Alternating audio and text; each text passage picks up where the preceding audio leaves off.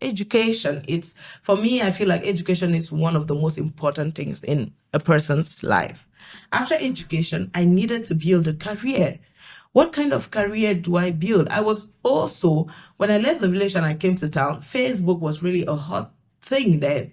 And I used to see the things that would happen on Facebook. If I needed to sell myself, it was, very easy. You just needed to take your phone, go on Facebook, look through profiles, say hello, hi here and there, take like a funny picture of yourself, send it, and yeah, you were gone. So all those times that I never had a roof over my head, I never had something to eat, it was not because there was no way. There were so many ways. But that is not how I wanted to inspire young girls. That is not how I wanted to make them believe that it was possible.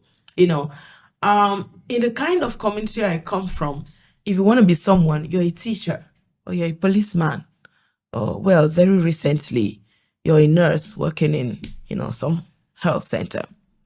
But I wanted young girls to know that it's very easy to earn millions as a young person, doing a good job, actually getting up, going to your office every day. You don't need to drink anybody's blood. You don't need to sleep with anybody. You don't need to, I don't know what, any of those funny things. You just need to build yourself. You just need to take that smartphone that you have. You go on Google, do some research. What are the job trends? Looking at the kinds of skills, I think that I used to, today with AI, they call it like prompt generation, right?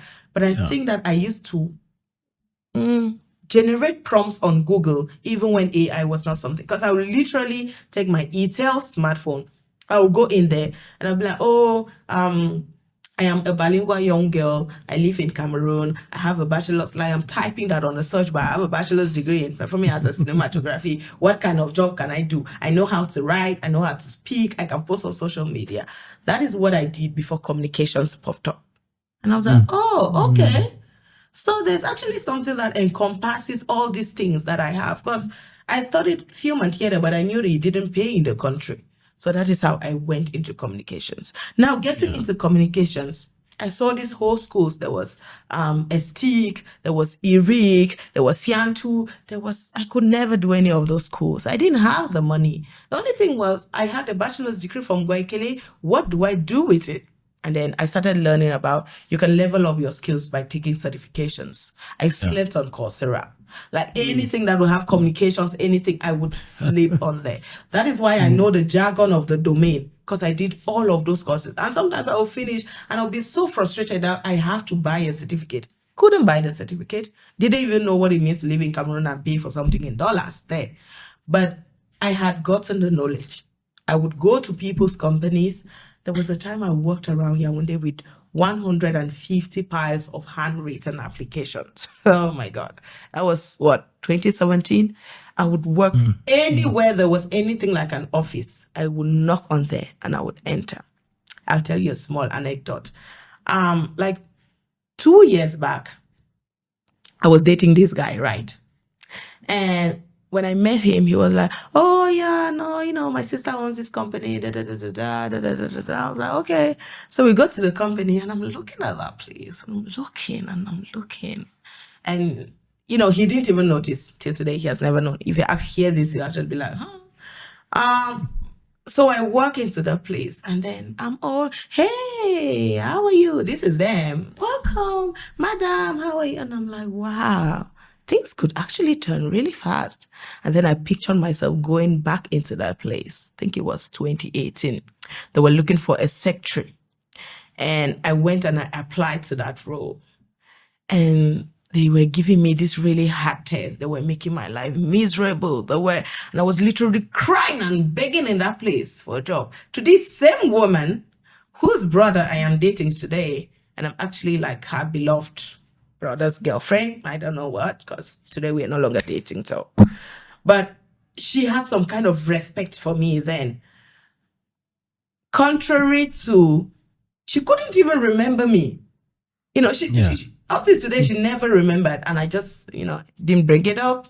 Just said, but anytime I would walk into that place, I would always have like this thing about me. So that is the process of growth, because I wanted to be someone who inspired other young girls and made it change for them. I wanted them to be able to tell a different story.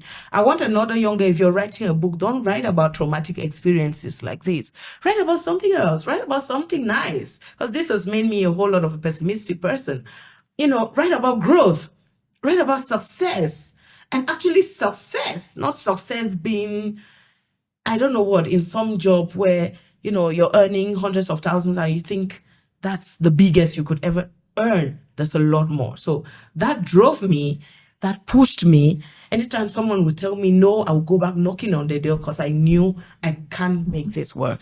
And I'm really glad that today, I believe I've made it work. A lot of them look up to me, come to me and say, I would really like to be like you. And I say, well, if you want to be like me, first thing, stop going on Facebook with your smartphone. Go to Google and get some work done on your life.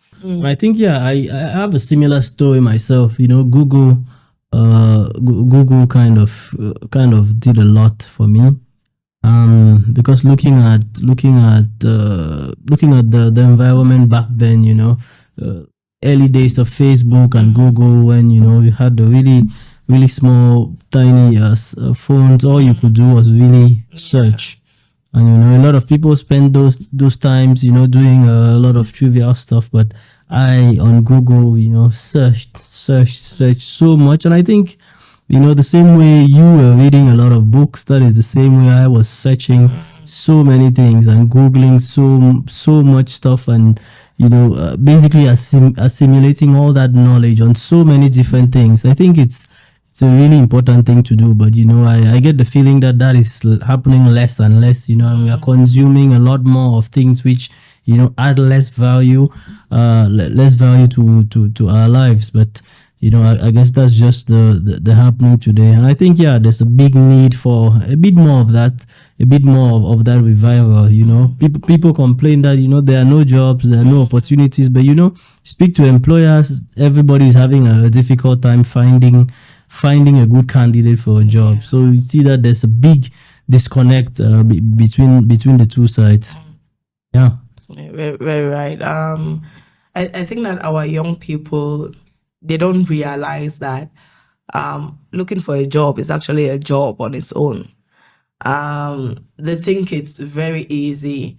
You would be where you are today after so many years of struggle, so many years of working on yourself, educating yourself. And someone comes and they're like, oh, I want to be like you. Okay, no problem. But in wanting to be like you, they don't want to go through that process that you went through. If they're looking for a job, they just want to have the job that you have now. And they're forgetting, if you could have had this job, you would have had it since. If you were here now, it comes from growth. And I actually tell young people two things when it comes to job, especially in our Cameroonian space. I tell them, there are two things. Are you looking for a job, or you're looking to build a career? Now, when you're able to answer that, the next thing I tell you is, if you want to build a career, you have to be ready to work for free. It hurts. They don't want to hear it, but it's the truth. There is no reason. I was still reading a post on Facebook as I just sat.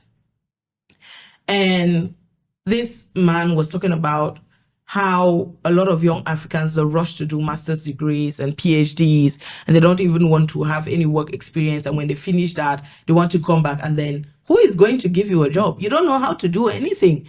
You spent your time doing school. School is not, that is not how it works in the job space.